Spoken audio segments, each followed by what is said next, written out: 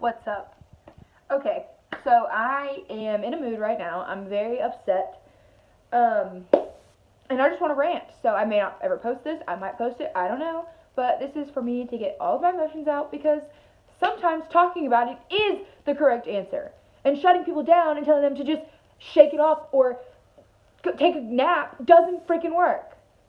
Anyways, so I'm sure you've all seen the Jim Carrey post about depression where he says, um, basically, like when you're in, I validate depression, but I also believe if you're not eating right, sleeping right, blah, blah, blah, blah, blah, then you're not doing the best job for yourself. Okay, fair. I shared the post, and I never said he was wrong. My only post on Facebook was that I shared that clearly you've never been depressed. My point behind that is when you're in a depressed state, you don't always have the ability to eat a good meal, take a shower, open your eyes.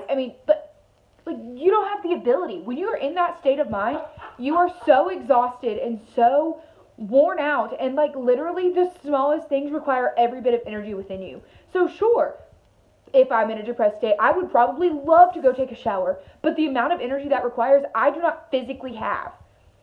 I'm going to go off even on religion here. I'm a Christian. When I battled through depression, when I battled through anxiety, I suffered from all of that. I suffered through it pre-pregnancy. I had it my whole pregnancy. Postpartum hit me like a ton of bricks. That's a whole nother story. I'm mostly just ranting about this post and some feedback I received on my post because I'm just so upset. How are we ever going to normalize anxiety? How are we going to normalize depression? How are we ever going to find a way to have people who suffer from those things ever want to discuss it if the only thing we ever say to them is, oh, pray about it, oh, get a good night's sleep, oh, eat a good meal. Hello, it's common sense. Anybody who suffers from depression knows that. They want that. They would love to wake up and eat a good meal, have a good night's sleep. Like anybody who suffers from that understands that and wants that. But clearly, unless you've been depressed, you don't understand how hard those things are. Like, literally, being a mom, you have superpowers. You really do. Because postpartum is an anxiety and depression like literally no other. It's insane. There are days where I could not take care of myself, but there is strength within me somewhere where I have the ability to take care of my son. He will always be fed. He will always be taken care of. I will always do enough for myself to make sure I am okay. But that does not mean that my depression is just healed. That does not mean that if I walk outside and get some sunlight or eat a healthy dinner or get a good night's sleep that my depression is just all healed. And it also doesn't mean if I just lay in bed all day because that's what I need, that doesn't mean I'm not being helpful to myself either. Sometimes laying in bed and relaxing and letting my brain shut off and doing nothing is the best healing for me. Back to the whole faith thing. I have faith. I believe in God, and I fully believe that He has the power, and I believe in the Bible when it says, thou shalt not have anxiety, cast all your anxiety on Him. He will take over. I get it. I've done it. I've prayed it. But guess what? We're not in heaven. We still face daily struggles. We still face problems. We face these things, and sometimes certain people who suffer from anxiety and depression do not have the ability to put it aside and move forward. Sometimes doing nothing is all they can do. And it is wrong. It is so wrong to expect them to do more. Sometimes when I tell my husband, when I'm in that state of mind, I just need you to leave me alone. I need to be left alone. I need to feel my emotions. I need to be upset. I need to have that time so that I can work through it. Because telling me to, go take a walk outside. You just need to eat, drink some more water, take a good nap. No, I get it. I know I need to do those things, but that doesn't heal the problem. I need to talk about it.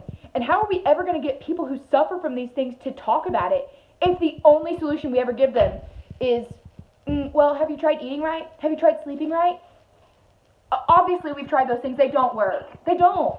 And it doesn't mean that I'm not giving myself a fighting chance if I don't do those things every time an anxiety attack happens. And, this is really, all I have to say. I could rant for probably an hour saying the same thing over and over, but I'm going to refrain and not do that. But I am just so enraged because it is something that I've become so passionate about because I was one of those people who did not believe anxiety was real. I fully thought people who were just claiming they had anxiety were stressed out. It was just dramatic. I grew up, I was the drama queen. I was the one always, never taken serious because I was always hurt, always sick, always complaining. That was me. So I thought people who had anxiety were just being dramatic. So from someone who was always the drama queen to think that you're being dramatic. That's how much I didn't believe anxiety was real. Until it hit me like a ton of bricks. And then I had my first anxiety attack. And there's nothing like it. And unless you've ever had one, you don't know what it's like. And unless you've ever been depressed, you don't know what that's like. And sometimes medicine isn't what everyone wants. I don't want to take medicine for the rest of my life. Does that mean I'm hard-headed? Yeah, that's also not a secret to anyone who knows me. Does that mean I'm not doing what's best for me? No, because I don't have anxiety attacks every day. And I don't suffer from like clinical depression where I lay in bed for weeks at a time. I don't. I get sunlight. I eat healthy. I drink water all day. I have my cup with me 24/7. I get a good night's sleep almost every night. That doesn't mean my anxiety just disappears. Like it, I'm literally so mad that someone told me that I just needed to shake it off, basically. Like, that's like telling someone, oh, you have cancer, just shake it off. Like, they're all mental, like, they're all diseases, they're all stuff that people are suffering from. Why is what someone is suffering from so much different and considered worse than what someone else is suffering from? Like, we've got to stop comparing the two. We need to just take everyone's problems and put it all out there and say, like, I get it, I feel it. I may never have been through it, but you're right. I know you're trying. Sometimes I just need someone to say, I know you're trying. Like, I promise I'm here. I don't want to hear it'll get better. I don't want to hear, oh, get a good night's sleep, eat a good meal, drink some more water. I'm here. That's all I need to hear. I'm here. We need support. We need someone to talk to. I need someone to be just like my camera is being right now and let me just scream and vent. I literally told my husband, he is in the kitchen doing dishes from dinner, that I just needed to sit here and vent and rant because this is something that is healing for me. But if I tried to do this in a different platform and someone were to look at me and say, you need to calm down. Maybe just go to sleep. Why don't you just go to bed? You'll feel better in the morning. No, I'll feel better when I get this off my chest and vent about it and talk about it. We wonder why people don't want to go to therapy. We wonder why people don't want to see a therapist. Because no one encourages people to talk about their problems. All we want to do is complain and then complain that we have no one to fix the problem. Like, it starts with talking about it. It literally starts with talking about it. Stop squashing people's feelings. Stop pretending anxiety and depression aren't real. You cannot see them, but guess what? It's real. I have celiac disease. If I eat gluten, my small intestine basically shrivels up and dies. You can't see my small intestine. Does that mean celiac disease doesn't exist? No, it still exists. Clearly, I suffer from it. So my point is, just because you can't see the problem doesn't mean the problem isn't there. And it's not your right to tell someone how to fix their depression, how to fix their problem. You're not a doctor. You don't have a degree. And you don't have the right to tell someone how to fix something that they're going through. I don't care if you went through depression. Your depression was not the same. Your depression was not their depression. Your emotions are not their emotions. If they tell you what they need is to talk about their problems, then you need to be a listening ear. If they tell you, I'm a mom, I haven't slept in a week, and I need to sleep, then you come watch the baby. Take the baby out of the house, in fact, so they can actually sleep. Like, you do what they need. You don't get to decide what worked for you has to work for them, because it doesn't, and it won't. And I am probably going to stop rambling now because I'm just, I do feel better, though. I feel better at ranting about it. But honestly, like, I don't understand why people squash these things. Like, we really just need to start talking about it. And this is my mantra, and this is something I want to scream to the world, is to stop squashing people's emotions. Stop pretending they don't exist. We have to talk about depression. We have to talk about it. In fact, if I'm brave enough, I probably won't. I'm not going to insert it. I have a video of my anxiety attack that I filmed one day to watch back so that I can remember where I was at and where I've come. Guess what? I still don't get enough sleep. I'm a mom of a 9-month-old. I still don't eat healthy. I'm broke and almost 25, and me and my husband just eat what we can afford. I don't always get enough water because sometimes coffee is the only thing I can survive on. It's just bean water, so I guess it counts. My point is, I try. Every day I try. But the point is that you can't decide what my level of trying isn't good enough, I guess. Anyways. I'm not going to insert that clip. I'm not going to. But I know where I was at, and I know where I've come, and I'm proud of where I've gotten to. But it just really bothers me when people say that, like, you've got to do things a certain way in order to fix your problem. Like, you don't. And we've got to just start talking about it. So this is my mantra, and I'm going to stop rambling now. I feel better because I talked about it. So anyways, if you experience anything like this, or you have comments, or something positive to say, feel free to comment down below. Send me a DM, something on Instagram. My Instagram's always linked in the description box. So, yeah. And I know this lighting is terrible. I didn't have time to set up somewhere where lighting was good. I literally just sat down and wanted to start venting because that's what I needed to do to get all of my emotions out. So anyways, I'm going to end this long, obnoxious rant now. And if you have anything positive to say, or if you've been through something similar, or if you agree with me, comment down below. And if you need anyone to talk to, I'm here. See you guys in my next vlog. Bye. So it's like a few nights after I filmed the video prior to this one, and I got more comments on the same post and on another post that triggered more thoughts that just really upset me. And I started thinking, a lot of the comments are back to faith-based, and they're, rely on your faith, like, when I'm in those moments, I just pray, blah, blah, blah. Like, here's my response to that.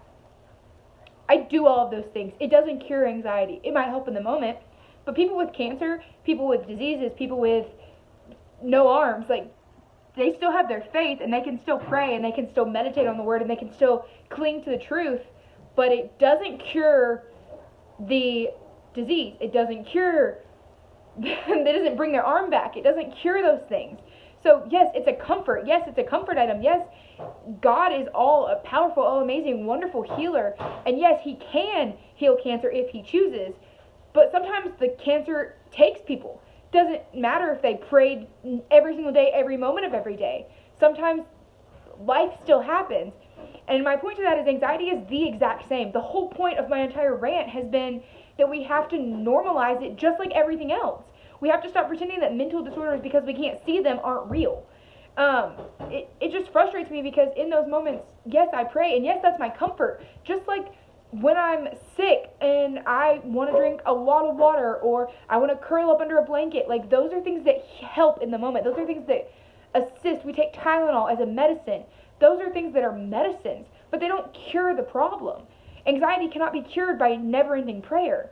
Like, yes, I can pray all the time, but God gives each people different things, and anxiety and depression are not things that we can overcome. Like, they're not always things that we just make disappear just because we have faith in God.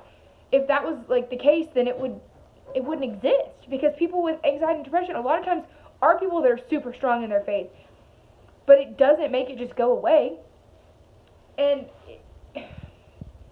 I guess I'm just so bothered that, like, everyone's response to everything, if you're a Christian, is that, oh, just pray about it, oh, whatever. Like, God is not this wishing well where we can just pray and He's going to just remove all the bad from our lives. Like, that's not what faith is. That's not what being a Christian is about. Like, being a Christian is being there for the people when they're going through things. Being a Christian is being there for somebody going through anxiety and praying for them when they don't have the mental capacity to even think of the words for a prayer. Like, that's what being a Christian is. It's not just shoving this gospel down their throat and screaming at them that they should pray more, as if to say they're not a good enough Christian because they suffer from anxiety. It just really bothers me when my faith is questioned, or how much I speak to my God, how much I rely on that. It's questioned because I suffer from anxiety and depression.